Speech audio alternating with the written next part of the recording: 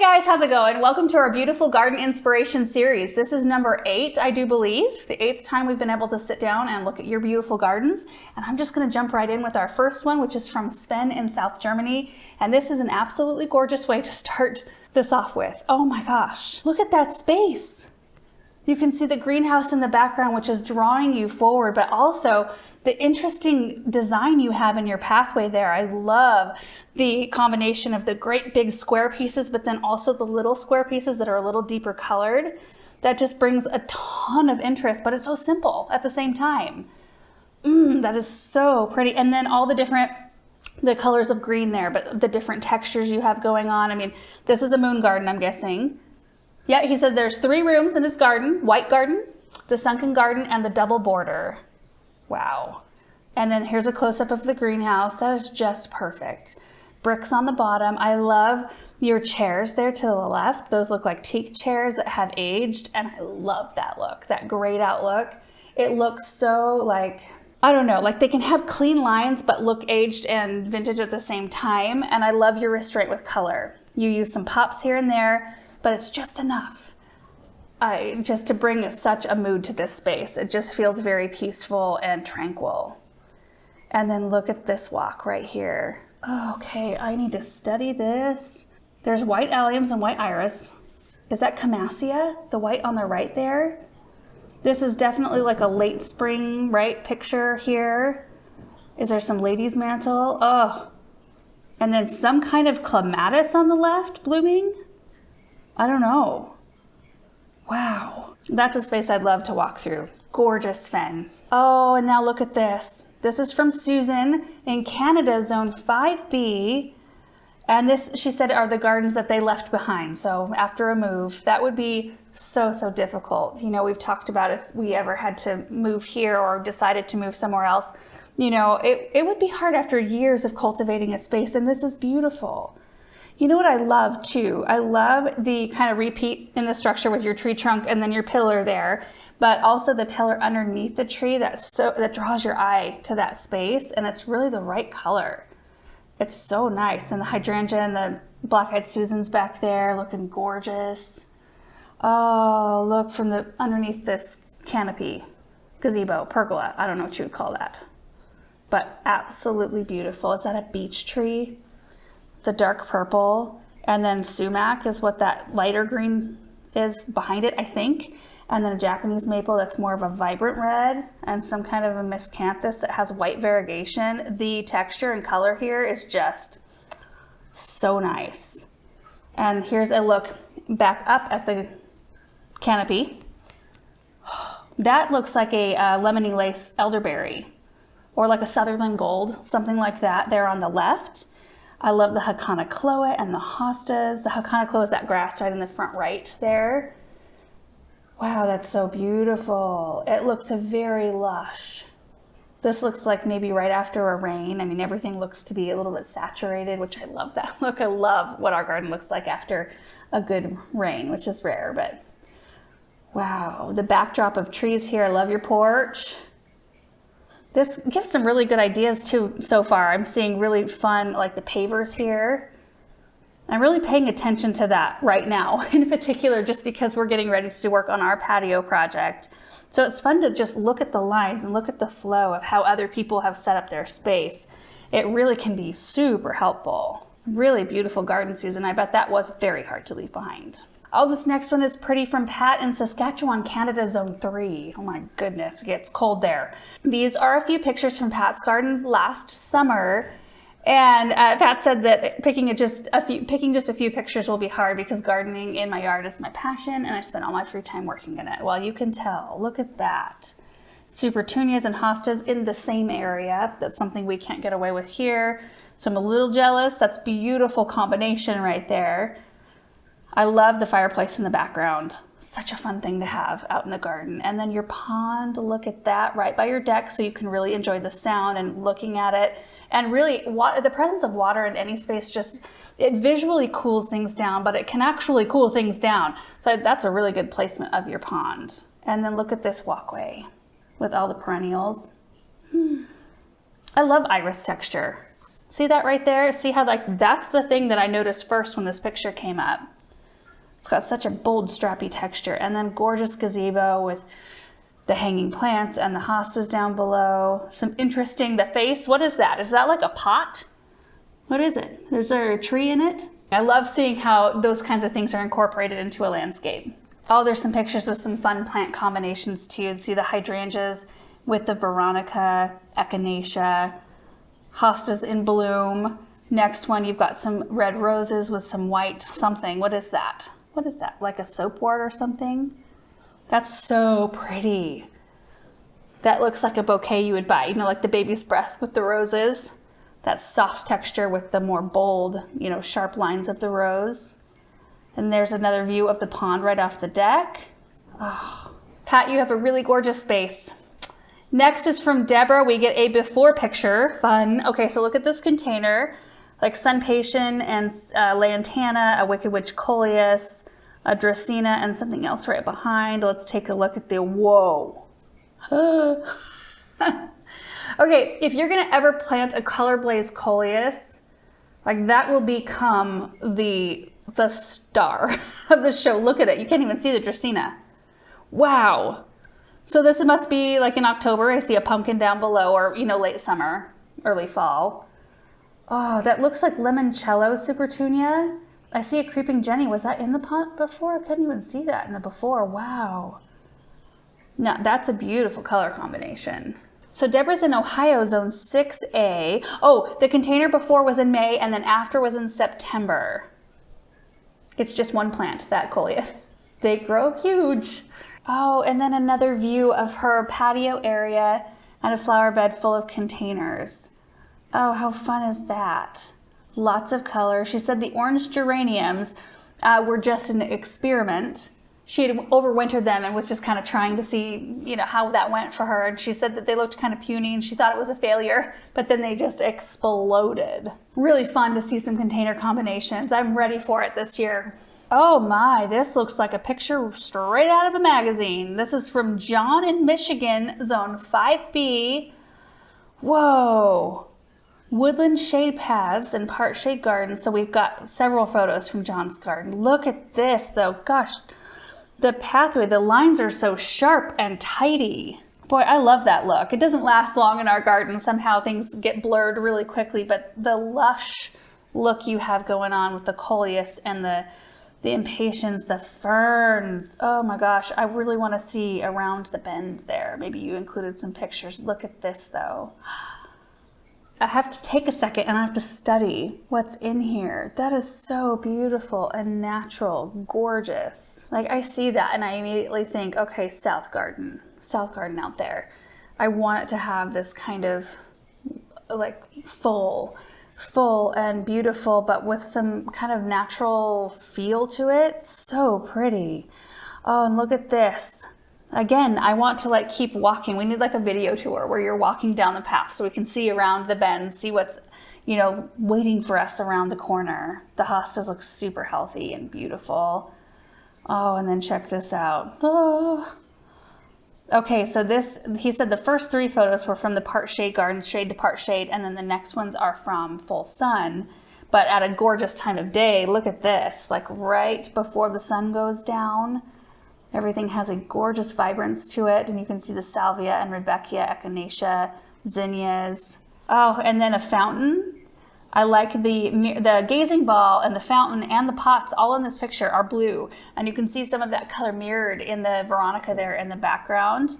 Lots of gorgeous color here, healthy looking plants, and oh my goodness, here's another walk. Dang. I like how you've switched. So in the shade gardens, you had the light color, which is so smart. You had the light color be the main part of your pathway because it shines, it's brighter, it's going to show up better in a shady area. And even though it looks to be maybe overcast when this sunny picture was taken, you're using the dark mulch because in the sun, that lighter mulch can take on a little bit more of a hot, dry look. And this dark mulch brings the richness and the contrast. Oh, really good job, beautiful. Here's another look with some really fun, I like having trellis and obelisks and things like that tucked in here and there, but there's some super healthy phlox and echinacea again. And, you know, rudbeckia, probably can't name everything in here, coleus. Is that sea holly in there? Something like that. I don't know. Something with a really cool spherical shaped bloom. More blue and purple there. Wow. Beautiful job. Oh, you guys, this next one. Look at this home. This is from Lynette in Ohio. Their home was built in 1842. It runs along the Underground Railroad. And it's an Italianate farmhouse, which did have a garden when they moved in, but it needed a ton of work. It was kind of run down. And oh my goodness, she said that prior she would plant a few things and considered herself to have a black thumb. But oh, not the case. Look at the hydrangeas here. The black iron fence is gorgeous. All the detail of the architecture of your house is beautiful. How fun. It's a treat to be able to see like some part of history like that with a beautiful garden around it. Oh, view from the sidewalk here, but look at that brick pathway. You can see the garden just beyond, like where the pathway curves. The brick or the pillars up there are beautiful.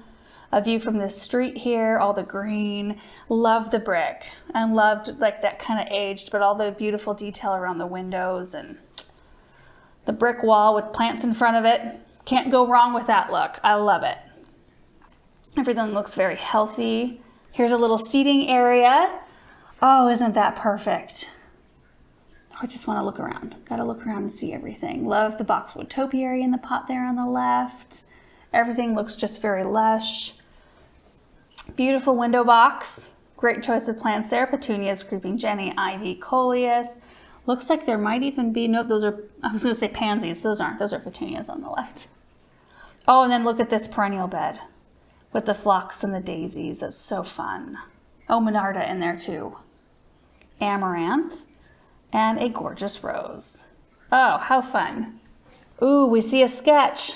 So kind of a before vision of what the space is going to be. This is from Zoe in the UK. How fun. This is for her front garden, which they had to put in a septic tank. And so they had to remodel their garden, had to be very careful about, you know, what they planted in terms of roots, that sort of thing. So this is the mock-up. I love looking at stuff like this. Okay, here's a couple of pictures. There's like destruction and dirt. And then you can see kind of like before and after in that picture what is in there now. Wow. A view from overhead with the background, the beautiful green. Trees everywhere. I love the box hedging and the paver edging you used along your walkway there. And then the fence edging, like the little micro fence. Probably have a better term for that, but that is really pretty. And look at this arbor leading into the space. How beautiful. Oh, and a picture at Christmas time. Well, maybe, is it Christmas time in this picture? There are leaves on whatever is climbing on that pergola right there. Love night shots like that. Next one is from Merka. I hope I'm pronouncing your name right, but in New Hampshire, Zone 5. And we've got a beautiful mix of plants here. I just love it when there are evergreens, like tall conical evergreens tucked into flower beds, because usually you can find them that will stay more narrow, like this one looks here. And they just add such a strong structure to an area. So if you have a skinnier flower bed, I mean, you can find, I just had ordered some Taylor's junipers that only get 2 feet wide. And there's a lot that stay, 5 to 6 feet wide. And so if you've got areas that need some structure like that, it really adds a tremendous amount of bulk and like goodness, beauty to a space. I love it. It looks like a quick fire hydrangea there on the left. There's sedum in this bed, a boxwood, another evergreen. But I also love seeing the bird bath in there, just a little bit of kind of hardscape. I don't know if you can consider that hardscape, but something that's not fluffy plant material. It's got a little bit of a different vibe and contrast that. Again, here, look at the sedum in the foreground. That is what is in focus here, but beautiful background, even if it's bokeh, kind of blurred out in the back. You can see the blue spruce and something white blooming in the back that looks glorious. And an arbor covered in something amazing right there. And the pillar in the pot on the right-hand side. Gorgeous. Oh, here's the arbor. Now, what is that? What is this vine? It doesn't look like a vine. It looks like a, right? I don't know all the plants that are out there. Let's see if she said what that is. She does say that she has an Instagram, Dream Lake Gardener. They have 4 acres of land with a little dream lake located on the front of their house. And they've slowly been removing grass and planting fruit trees, flowers, plants, a vegetable garden. I love that, just hearing about the evolution of a space, how, you know, you've made it your own. You know what I also love around this arbor gate are those pots. The square pots there are really nice. Oh, now look at this. First off, bank of trees in the back, looking awesome. And the pergola. Now imagine that pergola not being there. You'd still have beautiful plants, beautiful backdrop, but you wouldn't have the weight that that area needs. It needs some kind of structure like that. And I love it. Oh, and then the vineyard. She said that she and her husband, they equally love to spend time out in the garden. You can tell that it's just definitely a passion project for you guys. Absolutely gorgeous. But they started this vineyard 3 years ago. And my goodness, they look great. Okay, we've got a tricolor beach in this next garden. This is from Lisa in Ontario, Canada. Zone 7. They are situated between Niagara and Lake Ontario. So shady garden with a forested ravine, challenged by deep dry shade. I wish part of my garden was challenged by deep dry shade. You've done a beautiful job. It looks absolutely lush and beautiful. The ferns with hostas, that's just a classic. That's like perfection in contrast, you know, texture, foliage, texture, contrast. And then of course you add a tricolor beach in anywhere and I'm gonna love it. Oh my goodness, look at this next view. Look at the huge tree. Well, all the trees in the background, then your huge shade tree. And I don't know if this is standing back behind the beach that we just looked at, like standing up against the house looking out, but that looks like a completely different beech tree from that angle. And it's funny because all those tricolor beech, they're the same tree, but you can get them from 2 different locations, like grown in 2 different locations. They'll look completely different. One will be light pink, like it appears in the first picture, and then another one will have a deep pink. They might have different growth structures and all of that business. I know that, you know, I had 2 planted here in our garden. One was very, very light, and one had a darker color to it. No rhyme or reason that I know of. There's probably a reason. Along the driveway, some large evergreens and shade trees and hostas. Lily of the Valley. So we recently repotted Lily of the Valley in a video, and there were so many people, so many of you guys commented about how I should not plant it. It's super, super invasive. And it probably is, and maybe I will kick myself one day. But you know, my parents had it in their garden, and they've had it in the same spot for years, and it's never been something that has tried to take over at all. And it could be just our climate being so dry here. So I'm gonna plant it because I think they are gorgeous. I mean, look at this fistful of blooms. That's beautiful. Oh, droplets of water on hosta. That just can't be beat. There are just certain plants that hold the water beautifully. Oh, you guys, we have a before picture or an in-process picture of something being built here from our next garden. Is Yukida in Chicago, Zone 6A. So this was a project started in 2020. Look at how cute that is. I love the roof. Especially love the roof. So they built a fruit cage. So that's a thing, fruit cage. They had built last year because the squirrels kept eating the apples and other fruits and veggies they were trying to grow. That is one way to take care of the problem right there in a beautiful way. Oh, I love that. And I love the hydrangea there in the back right.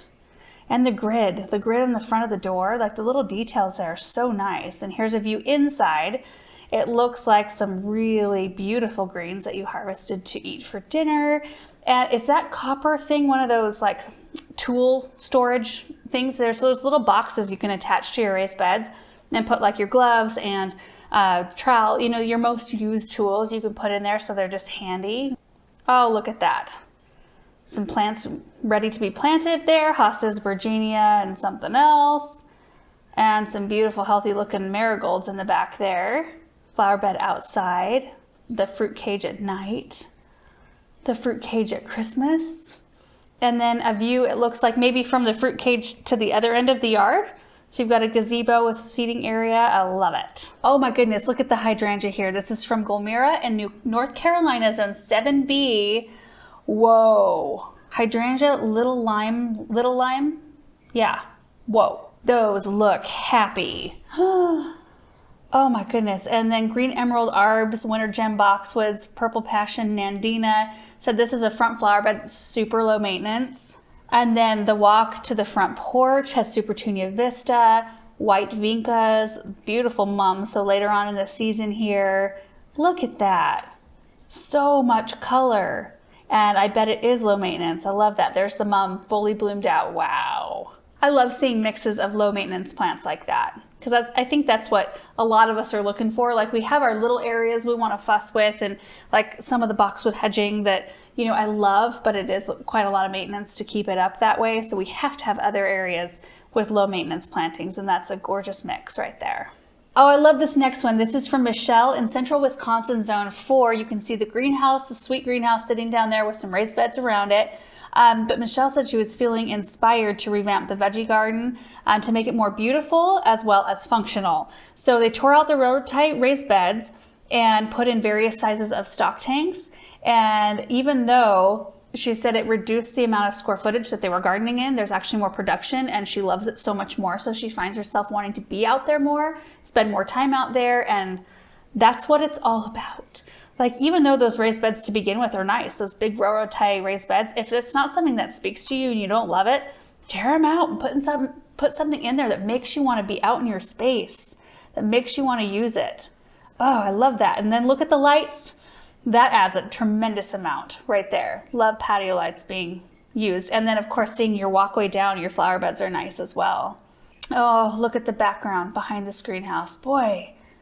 So the out of season, you know, like winter season photo looks so different when that backdrop of trees is just glorious and green. My goodness. Your space is so full and lush. It's the word of the day. Lush. So many lush gardens. Look at it with some snow. And holy moly, look at that hanging basket. That is humongous. I wonder what size that hanging basket is and how many plants are actually planted in there.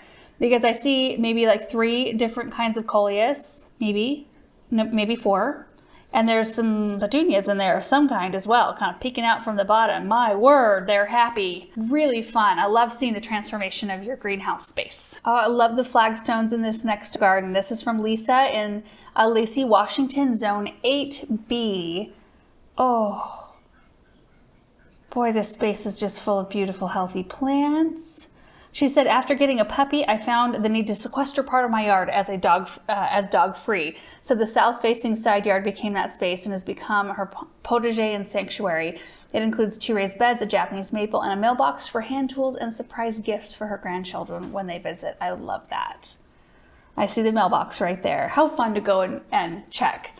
You know, Erin's mom has little baskets for the grandkids, and when they come, they may or may not have a little treat or a little surprise in them waiting. Oh, I love that. So it's gated. There's an arbor with a gate to keep the puppy out, and that's good. You got to have a space for your puppy to run around and roam, but also a space that's safe. A beautiful lemon cypress topiary there on the left, and then look at this mix, you guys. Wow. What is that? Is that a rose in the background there? I mean, there's the hydrangea up front, and then coleus and some petunias, a head planter. I have an affinity for head planters. I love them. But that's a really pretty colored rose in the background. Oh, and then here's another view. It looks like it maybe just rained. Everything looks nice. Oh, you have an affinity for head planters too. Look at those. Oh, how fun is that? A Cosmo that looks huge and just very happy. Need to have a little place to sit, so nice little bistro there. Echinacea and salvia, petunias. There's some kind of, is that a zucchini plant in the background? I love that with big yellow bloom. Really nice space, Lisa. Looks very cozy and just charming.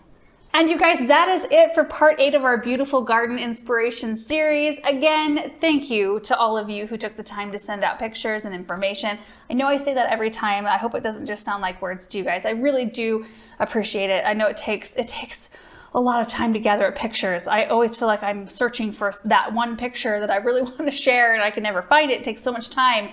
And then, you know, writing out the information and opening yourself up to sharing with so many people looking, but it's just so inspiring and so special to be able to look into your world a little bit and see what you guys are seeing and what you're doing in your space. Sun just went behind a cloud. Anyway, I really do appreciate it, you guys, and it's so fun. Thank you so much for all of you guys who are watching these videos. We really appreciate it. I hope you're having a really great day, and we will see you in the next video. Bye.